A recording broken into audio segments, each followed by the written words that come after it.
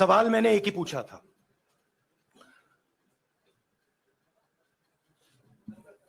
Foundation पे जाता हूं। अदानी जी की शेल कंपनीज हैं,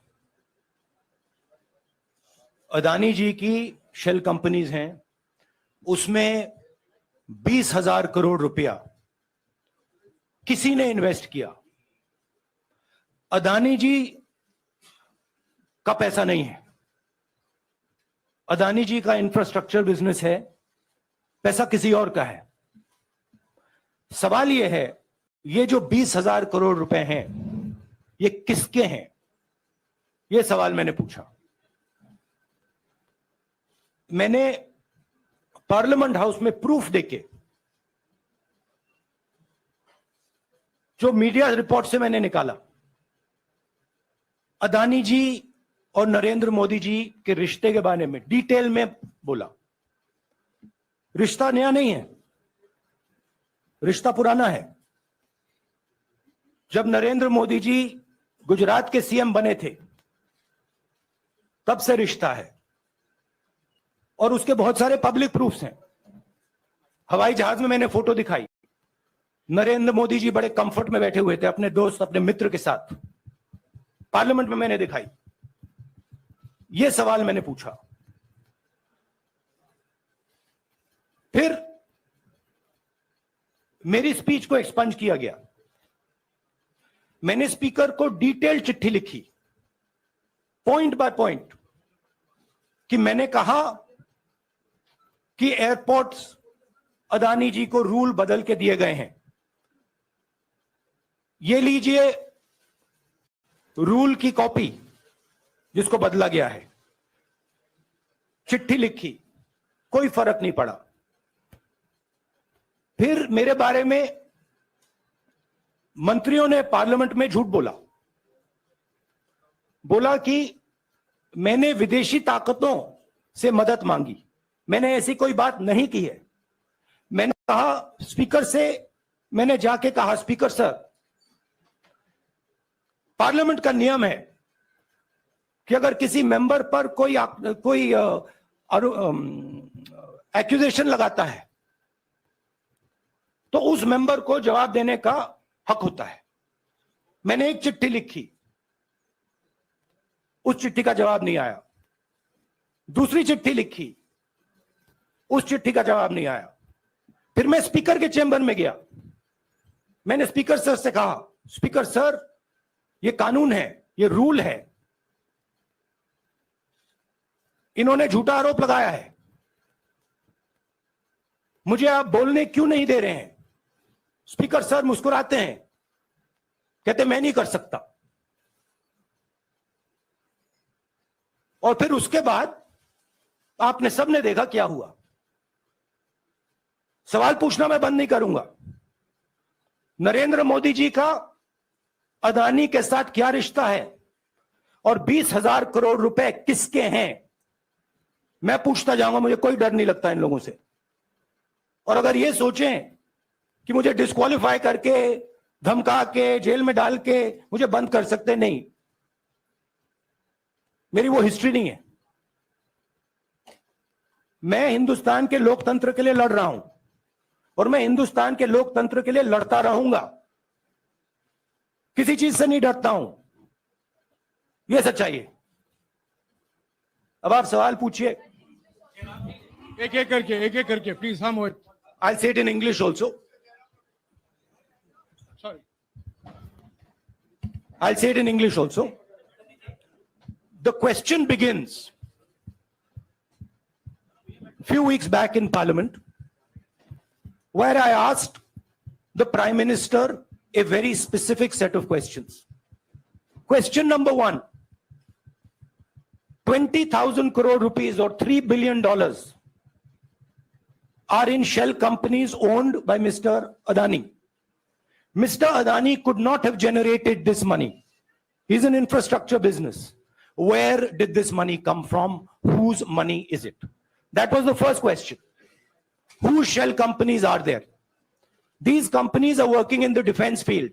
Why does nobody know whose money this is? There is a Chinese national involved in this. Why is nobody asking the question, who is this Chinese national? That was the first question. Second question was set of questions with proof. What is the Prime Minister's relationship with Mr. Adani? I showed a picture of the Prime Minister and Mr. Adani's plane relaxing. I gave documentation about the defense industry, about the airports, about statements made in Sri Lanka, about statements made in Bangladesh, pictures of Mr. Narendra Modi sitting with the State Bank chairman in Australia. And I put this proof on the table. Immediately after that, the BJP started its work. My speech was expunged. I wrote a letter to the speaker with a detailed explanation on the defense industry, on the airports, with press clippings, supporting documents, legal documents, and said, this is the supporting foundation of my speech. I have not made this speech, I have not invented this. This is detailed research, here it is. Nothing happened. Nothing was revoked. My speech today is not part of the record of Parliament. The same, by the way, was done with Mr. Kharge. After that, BJP ministers lied about me in Parliament. They made the statement to distract from the Adani issue. The whole game, disqualification, and all these statements are to distract from the central question, whose money is it? 20,000 crores, whose is it? Kiska hai ye? That's the main question. The whole thing is to distract. So, they said that I've asked foreign forces to help India. Most ridiculous statement. I have never made such a statement. You can look at all the conversations I had in the United Kingdom. Not one such statement was made. In fact, I said this is India's problem. India has to resolve this problem, right? A minister lies on the floor of the House. I wrote to the Speaker and I said, Speaker, sir, it is my right as a member of Parliament, when somebody makes an accusation, to state my position. Please let me state my position. The first letter is not answered. I then write a second letter with more details, saying the names and what was said. Still no answer. I then go to the Speaker's chamber and I say, Speaker, sir, what is going on? We live in a democracy. You are the defender of that democracy. Why are you not letting me make my statement? The Speaker smiles and says, I cannot do that. Come and have a cup of tea with me. Right? So this is the whole drama that is being orchestrated to defend the Prime Minister from the simple question, whose 20,000 crore rupees, whose $3 billion went to Mr. Adani shell companies? हाँ जी मोहित, एक minute, सबको मौका मिलेगा. राहुल जी, मोहित दुबे हूं मैं. मेरा सवाल यह है कि आप शहीदों. By the way, sorry, I just need to finish that. I left out a part. Look, I'm here defending the democratic voice of the Indian people. I will continue to do that. I'm not scared of these threats, of these disqualifications, of these allegations, of these prison sentences. I don't care. I'm not scared of them. Okay? These people don't understand me yet. I am not scared of them. They are used to everybody being scared of them. I am not scared of them. Right? And I will continue to ask the question, what is the Prime Minister's relationship with Mr. Adani? It is an old relationship. It is a relationship that began when he was Chief Minister of Gujarat. Mr. Adani constructed the idea of Resurgent Gujarat, organized all that. This is a partnership. It's a close partnership. I'm going to keep asking that question. Rahul ji, मैं मोहित दुबे हूं. मेरा सवाल यह है कि आप शहीदों के परिवार से आते हैं. आपकी दादी भी डिस्क्वालीफाई हुई, जनता के बीच गई, आप सत्ता में वापस आए. आज के दौर में राहुल गांधी भी डिस्क्वालीफाई हो गए हैं क्योंकि तमाम आपने इश्यूज को उठाया, चीन के इश्यूज को उठाया. क्या राहुल गांधी भी जनता के बीच में जाएंगे और वही वापसी फिर से करेंगे? राहुल गांधी भारत जोड़ो यात्रा में 4.5 महीने जनता के बीच में रहेंगे और वो मेरा काम है, वो मैं करता जाऊंगा। हाँ जी अनवर, अनवर आज के हिंदुस्तान में जो पहले राजनीतिक पार्टियों को सपोर्ट मिलती थी, मीडिया से मिलती थी, बाकी इंस्टीट्यूशन से मिलती थी, वो नहीं मिलती है। तो ऑपोजिशन की पार्टीज को एक ही रास्ता है, जनता के बीच में जाने का।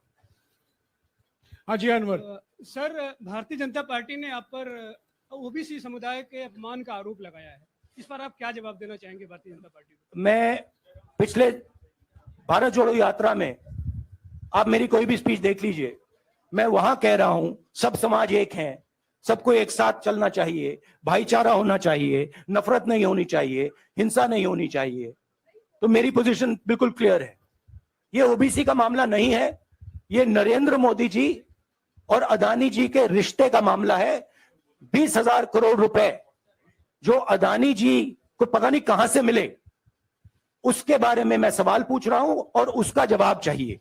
बीजेपी ध्यान को भड़काने की कोशिश करती है, कभी ओबीसी की बात करेगी, कभी विदेश की बात करेगी, कभी कुछ और बात करेगी, कभी डिस्क्वालिफिकेशन की बात करेगी, मगर सवाल यही है 20,000 करोड़ रुपए, $3 बिलियन किसका था?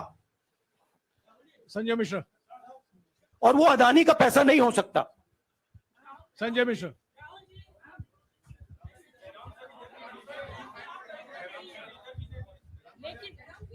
आपने कहा आप डरते नहीं हैं, लेकिन स्टेट के टारगेट पे हैं और स्टेट आपके खिलाफ है, पूरी स्टेट, पूरी मशीनरी आपके खिलाफ है।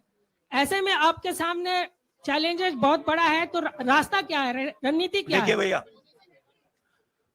चाहे स्टेट हो चाहे कुछ भी हो, मैं सच्चाई को देखता हूं, मुझे और किसी चीज में इंटरेस्ट नहीं है। मैं सच्चाई बोलता हूं। राजनीति में ये फैशनेबल बात नहीं है, मगर ये बात मेरे खून में है। मैं और कोई रास्ता निकाल ही नहीं सकता हूं। तो मेरा काम ये है, ये मेरी तपस्या है, जीवन की तपस्या है, उसको मैं करता जाऊंगा। चाहे मुझे डिस्क्वालीफाई करें, मारे पीटे, जेल में डाले, मुझे कोई फर्क नहीं पड़ता। मुझे अपनी तपस्या करनी है। इस देश ने मुझे सब कुछ दिया है। शांत हो जाइए।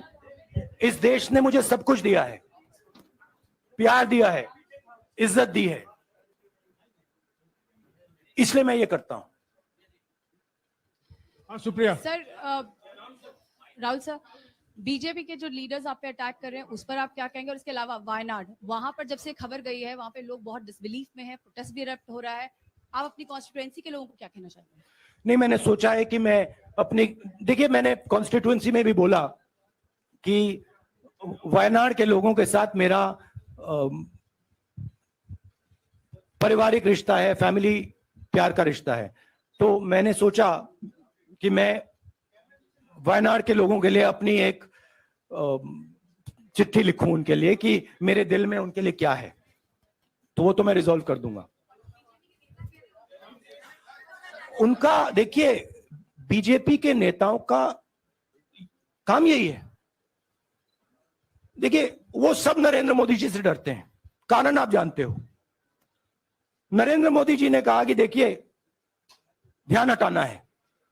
वो सब जानते हैं अदानी जी और नरेंद्र मोदी जी का रिश्ता, सारे के सारे जानते हैं क्या रिश्ता है, सब जानते हैं, मगर डरते हैं। तो अगर नरेंद्र मोदी जी ने उनसे कहा कि भैया ध्यान उधर करो, ध्यान उधर करेंगे। मगर सवाल यही है 20,000 करोड़ रुपए किसका है? हाँ जैनेंद्र। जैनेंद्र। राहुल जी पूरी कांग्रेस पार्टी, सर पूरी कांग्रेस पार्टी ये कह रही है कि आप चाहे वो गुजरात की कोर्ट ने आपको सजा सुनाई या आपका निलंबन हुआ, ये सब कुछ केंद्र सरकार प्रधानमंत्री के इशारे पर हो रहा है। लेकिन बीजेपी कह रही है कि कानून ने अपना काम किया है। तो जो ये दलील है कि कानून ने आपको सजा दी है और उसी की वजह से आपका निलंबन भी हुआ है, इस पर आप क्या कहेंगे? देखिए लीगल मैटर है, पर ये हुआ है। लीगल मैटर है। मैं हिंदुस्तान के लीगल सिस्टम को रिस्पेक्ट करता हूं। मैं लीगल मैटर पे इस प्रेस कॉन्फ्रेंस में बात नहीं करना चाहता हूं। हाँ संजीव। अगर आपके लीगल सवाल होंगे तो आप हमारी लीगल टीम से पूछ लीजिए। Sanjeev 1 minute. Sanjeev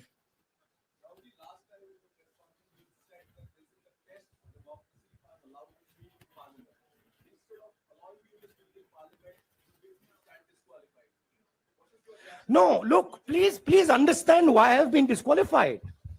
I've been disqualified because the Prime Minister is scared of my next speech. He's scared of the next speech that is going to come on Adani, right? I've seen it in his eyes. So he's terrified of the next speech that is going to come, and they don't want that speech to be in Parliament. That's the issue. That is why first the distraction, now the disqualification. Please don't be confused about this matter. There is a deep relationship between Narendra Modi ji and Mr. Adani. There is a question. 20,000 crore rupees have suddenly arrived in Mr. Adani's shell companies. Where has this money come from? Whose money is it? It is, some of these companies are defense companies. Why is the defense ministry not asking this question? Why is the defense ministry not asking the question? But please explain to us, whose money is this that is being spent on our drone development, that is being spent on our missile development, that is being spent on our ordnance production? Why is the defense ministry not asking this question? Manjari, please. एक minute, मंजरी. की रद्द हुई तो उसके बाद बहुत सारे ऐसे विपक्षी दल जो अभी तक कांग्रेस से दूरी बना के चलते थे वो भी आपके समर्थन में आए. तो आपको क्या लगता है अब वो समय आ गया है जब सारे विपक्ष को एकजुट हो जाना चाहिए? मैं उन सब विपक्षी दलों का धन्यवाद करता हूं कि उन्होंने इस बात में हमारी सपोर्ट की और हम सब मिलके काम करेंगे. रंजीता. जिस बयान को लेकर आपको ये सजा सुनाई गई है, क्या आपको लगता है, आपको अफसोस है उस बयान को लेकर? क्या कहेंगे उस बयान पर? अब देखिए, अब ये लीगल डिस्कशन है, उस पे मैं टिप्पणी नहीं करना चाहता हूं क्योंकि ये कोर्ट में मामला है. मगर मैं जो भी सवाल उठाता हूं वो सोच समझ के उठाता हूं. हाँ जी, नीरज. राहुल जी, अभी कुछ ही दिन पहले लक्षद्वीप के सांसद मोहम्मद फैजल की सदस्यता गई थी और बाद में हाईकोर्ट ने स्टे कर दिया था.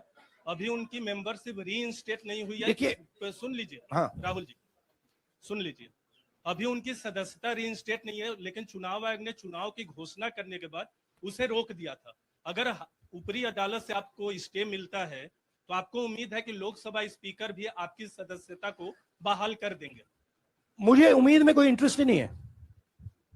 चाहे मुझे सदस्यता मिले ना मिले, मैं अपना काम करूंगा.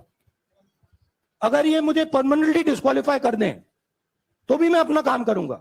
अगर मुझे रीइंस्टेट कर दें तो भी मैं अपना काम करूंगा. मुझे कोई फर्क नहीं पड़ता मैं पार्लियामेंट के अंदर हूं या बाहर हूं, कहां हूं. मैंने आपसे कहा मुझे अपनी तपस्या करनी है, मैं उसको करके दिखाऊंगा. आपके लिए नहीं, अपने लिए.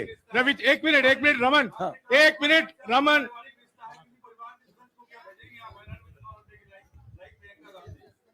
It is not up to me, it is up to Congress president कौन जाएंगे. राहुल जी मेरा सवाल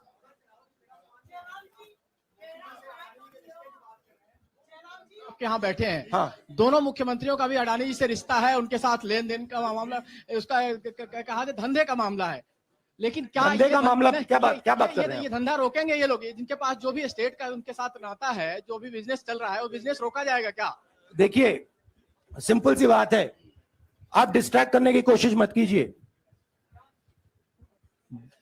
20,000 करोड़ रुपए अदानी जी की शेल कंपनीज में कहां से आए? आप इंक्वायरी कीजिए. अगर बात निकली कि हमारे चीफ मिनिस्टर का पैसा है तो इनको जेल में डाल दीजिए. अगर बात निकली तो किसी और का पैसा है तो उसको जेल में डालिए. हाँ Siddharth sir. Rahul sir, please. Madam, एक मिनट.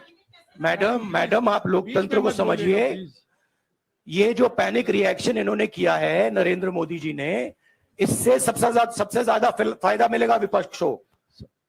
ये इन्होंने हमें हथियार पकड़ा दिया है. ये आप बात समझिए. ये मोदी जी पैनिक में आ गए कि बात निकल जाएगी, ये 20,000 करोड़ रुपए किसके हैं, डर गए, घबरा गए. इन्होंने पूरा सीक्वेंस शुरू कर दिया. ये विपक्ष को सबसे बड़ा इन्होंने हथियार दिया है. राहुल जी, क्योंकि सिद्धार्थ, जनता के माइंड में अब एक सवाल आ गया है कि जनता जानती है कि अदानी जी भ्रष्ट व्यक्ति है। अब जनता के माइंड में यह सवाल उठा है कि इस भ्रष्ट व्यक्ति को हिंदुस्तान का प्रधानमंत्री क्यों बचा रहा है। यह मतलब अब सब कुछ बीजेपी के लोग, नरेंद्र मोदी जी सब कुछ इस व्यक्ति को बचाने के लिए क्यों कर रहे हैं। दूसरा सवाल, बीजेपी के लोगों ने कहा कि अदानी पर आक्रमण देश पर आक्रमण है। मतलब इनके माइंड में देश अदानी है और अदानी देश है। बात समझिए। राहुल जी, हाँ, सिद्धार्थ, राहुल जी, मेरा सवाल आपसे ये सिद्धार्थ। है कि जब आप ये फैसला सामने आया, आपको मैक्सिमम पनिशमेंट जो है इसमें हो सकती है वो आपके लिए मुकर्रर की गई। इस बीच कई लोगों ने ये भी कहा, आपके पार्टी के भी एक सांसद ने कहा कि कम से कम जज को ये देखना चाहिए था कि सामने जो शख्स है वो एक गांधी परिवार से आता है। इस पर आप क्या कहेंगे, और आपको लगता है मैक्सिमम पनिशमेंट जो है आपके केस में, मैक्सिमम पनिशमेंट आपके लिए मुकर्रर की गई, क्या आपको इसके पीछे क्या कहना है आपका? वही मैंने कहा, अगर डिस्ट्रैक्शन करना है, मैक्सिमम पनिशमेंट की तो जरूरत है। मिनिमम पनिशमेंट से बात थोड़ी बनेगी। मैं तो सोच रहा था भैया 5 साल होते, 7 साल होते, 10 साल होते, वो भी मिल जाता। मुझे क्या फर्क पड़ रहा है। यार Rajdeep,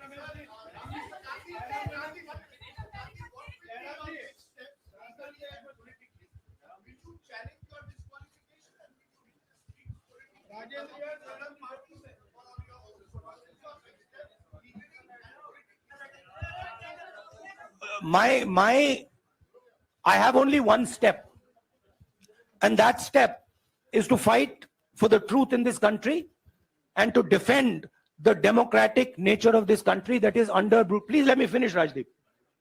Unless you want to answer it for me. You do that also sometimes. Yeah.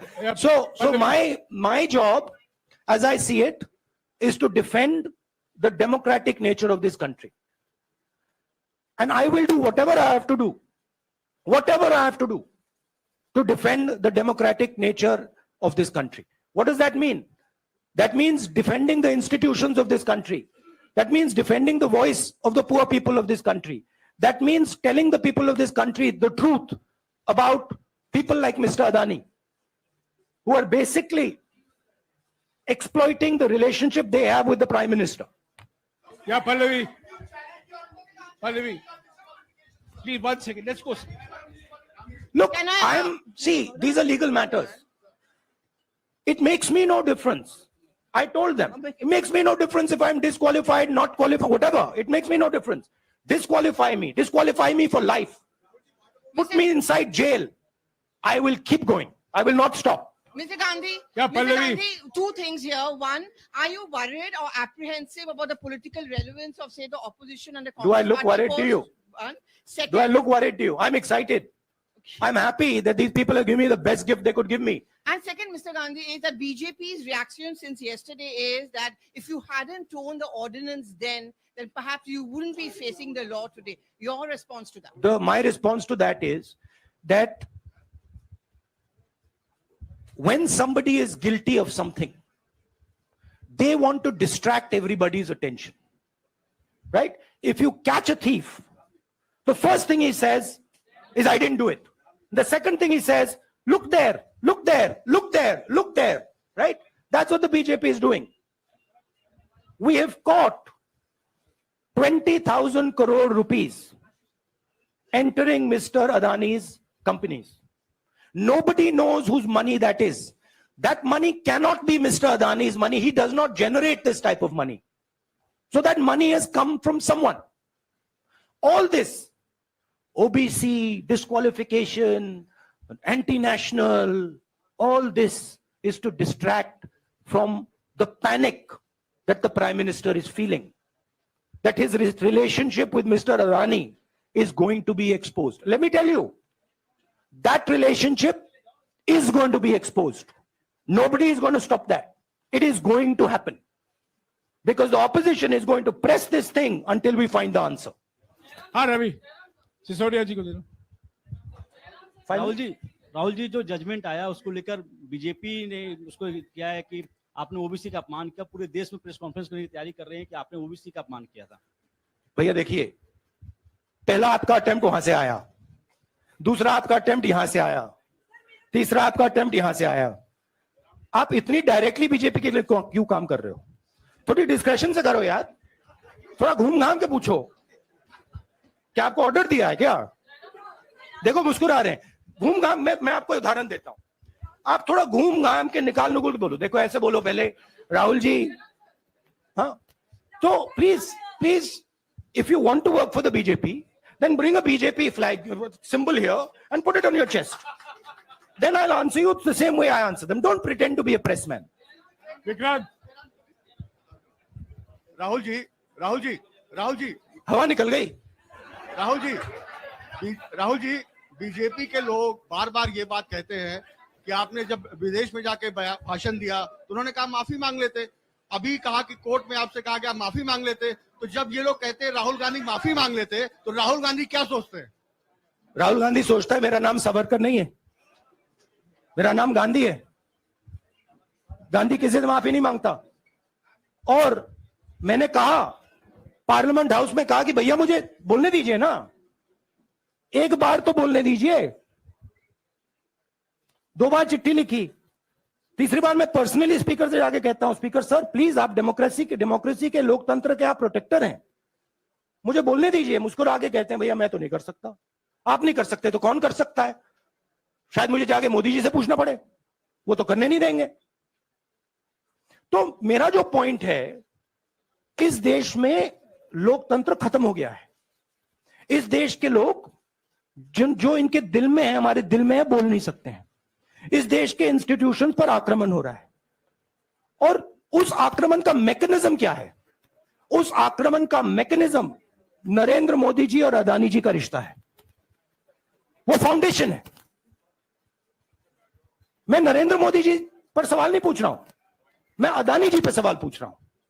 BJP Adani जी को क्यों प्रोटेक्ट कर रही है? आप नरेंद्र मोदी जी को प्रोटेक्ट कीजिए। मैं अदानी जी पे पूछ रहा हूं, आप अदानी जी को क्यों प्रोटेक्ट कर रहे हो? आप इसलिए अदानी जी को प्रोटेक्ट कर रहे हो क्योंकि आप ही अदानी हो। Thank you.